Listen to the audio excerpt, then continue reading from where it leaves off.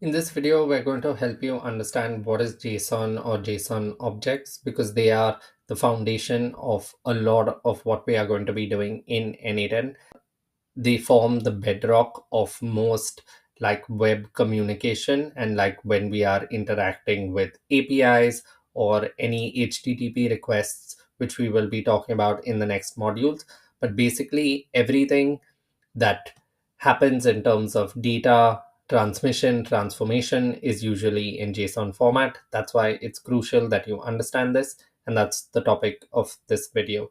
You'll get a much clearer understanding of JSON when we practice a few examples, both in this AI fundamental section, but also when we start building out our automations. For now, though, I'm just going to give you a high level overview of what is JSON, why is it important, and a few simple examples. So what is JSON? JSON stands for JavaScript Object Notation. It is the most universal data format for transferring information between applications, websites, and systems. And it's a lightweight text-based way to structure and exchange data that any programming languages can read and write. Yeah, that's the boring theory definition, but this is what JSON stands for.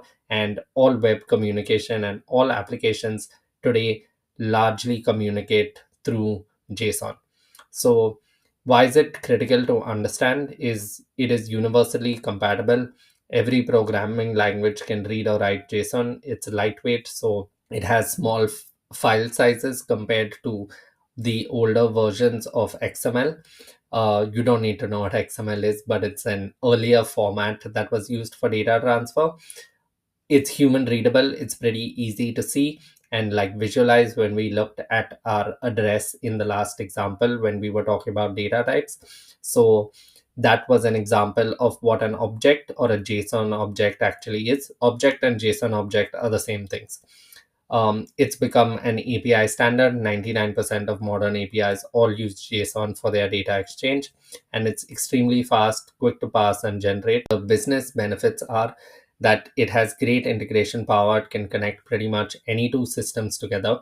And that's what, but once you understand, like, I'm not even kidding. If you know your data types, if you know what JSON is, and you know how to make API requests, you are sorted with n8n. That's like 80 to 90, if not 95% of what n8n is.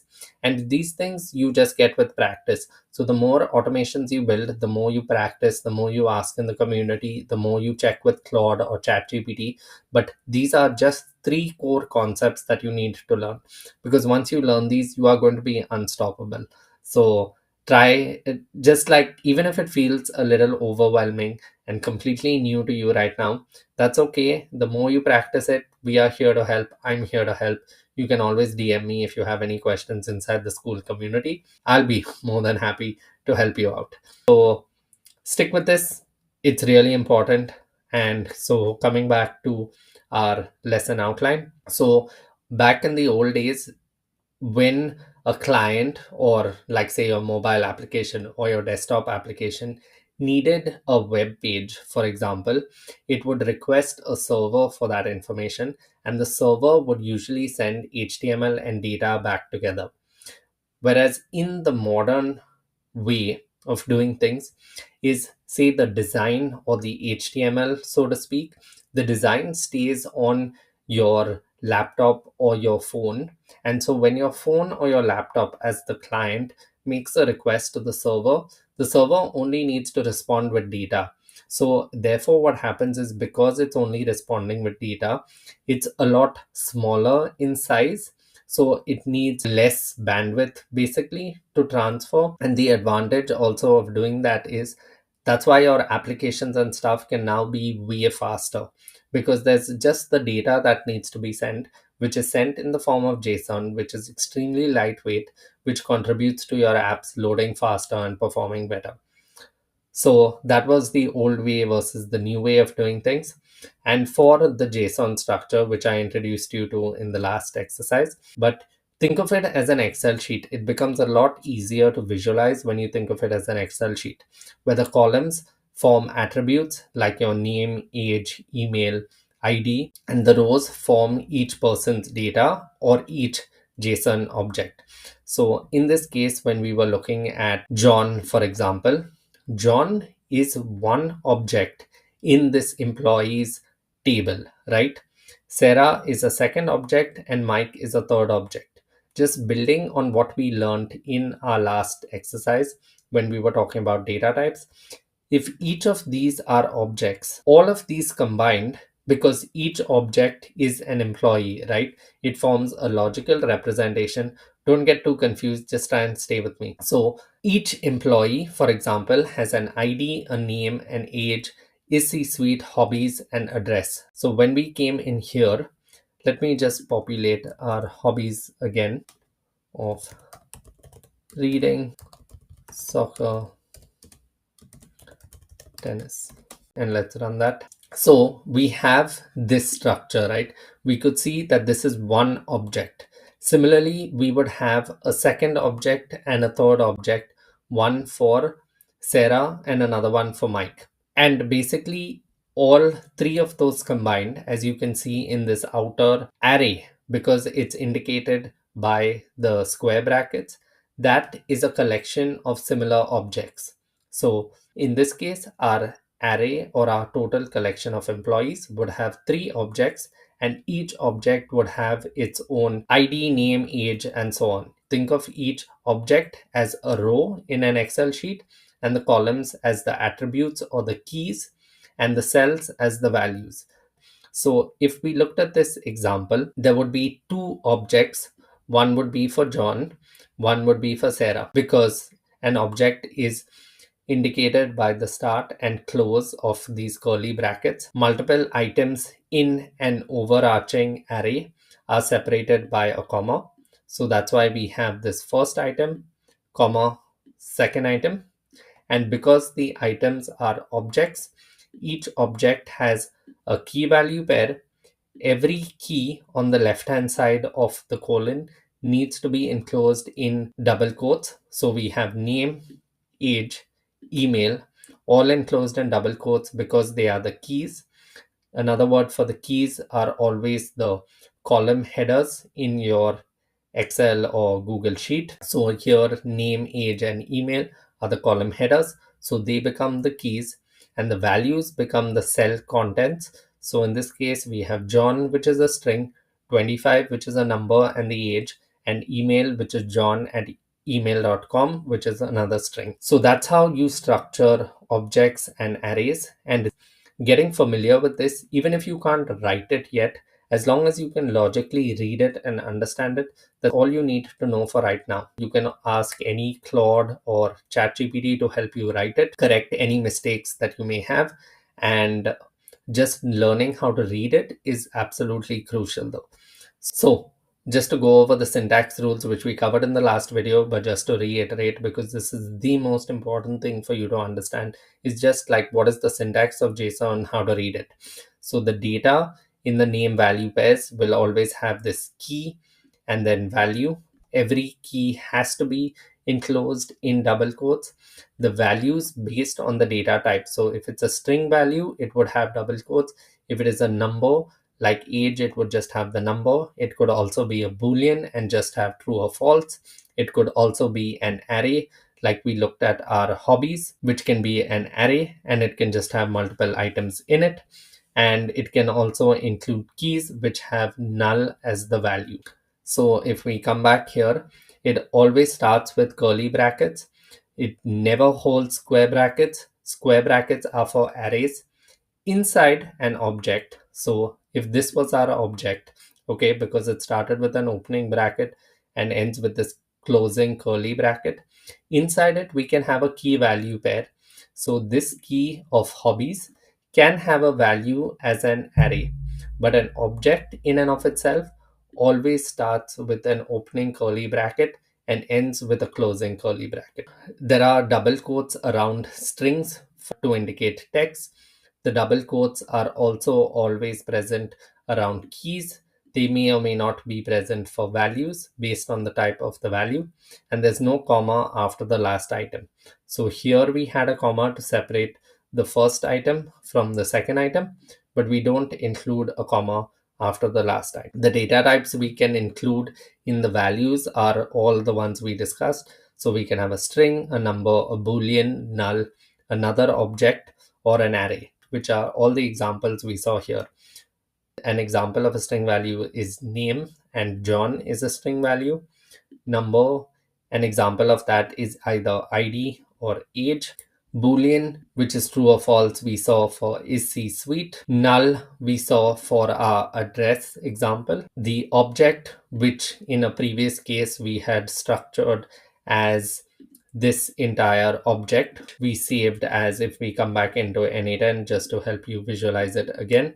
If this was an object, it would start and end with an opening and closing bracket. Each of these values would have their own key value pairs. So if we come back to our example, so in here, we would have our first key as house number. So it has this syntax, right, of key wrapped in double quotes, then colon, and then value. And so our value has 25A, which is a string. Then we had street, which was the next key, the colon, and then the value, just to format this a little better. Then we had the city with Adelaide as the string. We had to wrap this in double quotes because it's a string as well.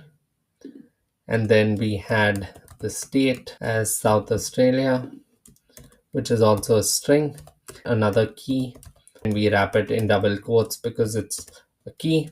And the value, if it is a number, we just leave it as is without double quotes. If we copy this and just make sure it's saved and execute this, we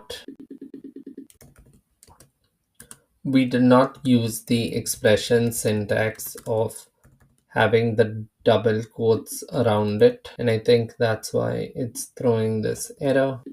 And one way to debug the errors that you run into is to always ask this assistant. And okay, so this is what it says it should be.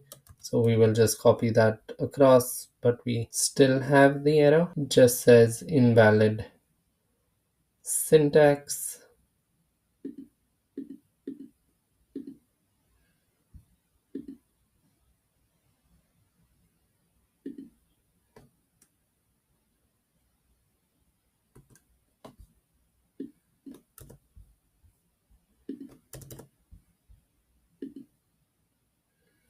And okay, so there were some typos basically that we needed to fix, but this is what our object looks like. So if I come into our address field and just paste this in, we can tell it's an object because it starts and ends with the opening and closing curly bracket.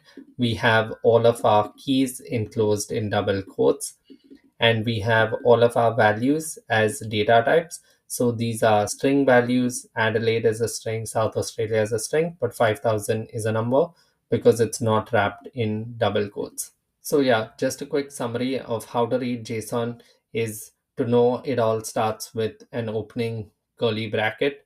You have to learn how to read name and value pairs. So keys are always enclosed in double quotes, and then we have the values afterwards. Think of these as headers or column headers in an Excel or Google Sheet. How to handle arrays? We can always have lists that contain basically multiple values, and arrays, unlike objects, start with square brackets. The tricky part occasionally is when we have nesting, like an object within an object. Like here, we have this object, right, to begin with, and then we may have an object like an address inside it. So that can get a little tricky. Even if you're a little confused right now, it's completely fine. When we do examples and you start building automations on your own, you will automatically get used to handling these. And just remember, if you can just learn what JSON is, what HTTP requests are, like how to make API calls, and you have a good, strong understanding of your data types, you're like 90% of your way there to mastering n8n. Okay, so if this takes time, don't worry about it at all. It's worth spending the time to get this right, because everything after this is just like smooth sailing. So yeah, coming back to our lesson outline. So this is how we would navigate nested objects like an address within another object. And these are just a few examples. A few mistakes to avoid is never include a trailing comma. So basically a comma after the last item. Like in this case, if we put a comma after postcode, that would be incorrect and we would probably get an error. Okay, for some reason it doesn't anymore, but usually we don't use a comma after the last value. We avoid using single quotes, use double quotes. If you don't have quotes around your keys, that will usually throw an error, if not always. So you don't want to do that. Then you may mix data types incorrectly, like you may save 25 as a string instead of a number. So some key value pairs don't need strings basically, but we may accidentally save them, especially since you might be in the habit of putting double quotes around all the keys, and then you may accidentally end up doing it for values which may or may not need it. Then sometimes we may forget to close the bracket after we finished our JSON object. This is how we can write comments. Basically, this code or this line is ignored. Everything after a double slash is not really considered, but that's again a slightly advanced concept if you are new to JSON, so you can completely ignore that for now. And just to look at what a few good and bad examples are, this is a bad example because it uses single quotes, there's missing quotes around the key, there's a trailing comma, the boolean as string, which is usually wrong. Like you don't want to be doing that. This is what a good example looks like. Again, this is bad structure and poor structure. You don't need to focus on this too much, especially if this is new to you. You will get the hang of it once you start making API calls. This is what an API response looks like. Just to logically walk you through this, most API responses will look something like this. And what does this information tell us is basically that this response is for a user ID 12345. The user's profile is an object here because it starts and ends with an opening and closing curly bracket. So the profile has sub key value pairs, like each object has key value pairs, right? So the name is Sarah Johnson. This is where her avatar image URL is. What is her location? San Francisco, California. Then stats is another JSON object which has followers as a key 1250, following as another key with 890, and posts as another key with the value of 156. And then it shows you what her recent posts are, which is an array, and an array of objects because it has multiple objects inside. Each object is denoted again by the opening and closing curly brackets, separated by a comma, and then the second one. So this was an example for, like, say, a user profile. This is another example for an e-commerce order. We will look at more examples when we're building out our own automations and making HTTP requests and API calls. And just a few pro tips for being successful when you're learning JSON is start from the outside here and then work your way in. Look for patterns. Similar objects often repeat themselves. Use indentation. So indentation is this space here. So that makes it a little easier to read, so that when you have, like here, say there's a single space, right? Or say there are two spaces, whereas here there are four spaces. So this just makes it easier to read because you know the name and email, visually you can see they belong inside the customer. Whereas if they were in the same line, you might be a little confused, and that's where indentation helps. But don't panic, even complex JSON all follows the same rules. You can always ask ChatGPT or Claude if you ever get stuck. You can just say, explain this JSON structure to me. Even better is explain this JSON structure to me like I'm a 10-year-old. You can use these online validators for links to help beautify your JSON or help visualize it better. But I think n8n does a fantastic job anyway of helping you visualize your JSON. And yeah, you can ask the AIs or these LLMs specific questions like, what does a specific parameter or key contain? You can always hop into the community, ask, make a post inside the tech support needed, or just a general post. You can also DM me on Skool. And yeah, if you have any other questions, please don't hesitate to ask. We are here to help you. And like I was saying, Be patient with this. It may take a little bit of time to learn, especially if you're new to it, but just understanding this is absolutely vital to everything that you learn with automations. Because if you understand this, your data types and API requests, that's like 90% of the work you will have to do and learn in n8n. So that was it for this video. I'll see you in the next one. Bye.